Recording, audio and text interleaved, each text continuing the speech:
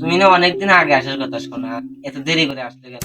কাজে ব্যস্ত তো, তাই আসার সময় পাই না। আজকে একটু সময় পাইছি, তাই তোমার সাথে একটু দেখা করতে এলাম।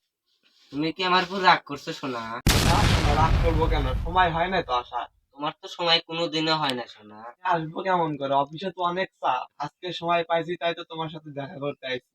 তোমার দরজার বইয়ের খবর কি? ওই দরজার বইয়ের অত্যাচারই তো তোমার কাছে আইছি, নাহলে কি আইতাম? তাহলে তোমার স্বামীর খবর কি? ওর ব্যবহার খুবই খারাপ, সবসময় মারে, মনে হয় বিষ খায়। তাই নাকি জান? তোমার এত কষ্ট? আরে না, বিষ খাওয়া যাবে না, মাথা খারাপ। তোমার আব্বু আম্মুকে কিছু বলো নাই? আরে না, আব্বু আম্মু তো কষ্ট পাবে এগুলো বললে। এর আগে না শুনলাম ছাড়াছাড়ি হবে তোমাদের?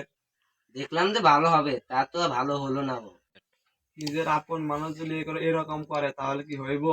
আমার আপন মানুষ তো তুমি জানো, আমার স্বামী তো আমার আপন না। তোমার এই কথা শুনে খুব খারাপ লাগছে আমার জান।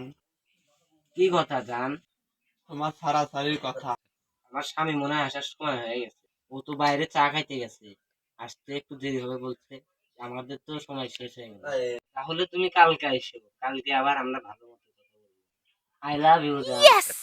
তুমি আই লাভ ইউ বলো শোনা। কি হলো, আই লাভ ইউ বলবা না জান? আই লাভ ইউ টু সোনা। আমি তো আর এই জ্বালার ভিতর থাকতে পারতেছি না।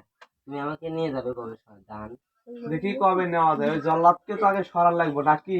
এখন মনে হয় আমার ওই স্বামী চা খেয়ে আসতেছে, তুমি আজকে যাও, কালকে আবার এসো। এ মাগে তুই কোন লাঙ্গে নিয়ে ঘরের ভিতরে ঢুকতো? ওই গান্ডার গোষ্ঠী মাইরা দিছে সাইরা গোষ্ঠী মাইরা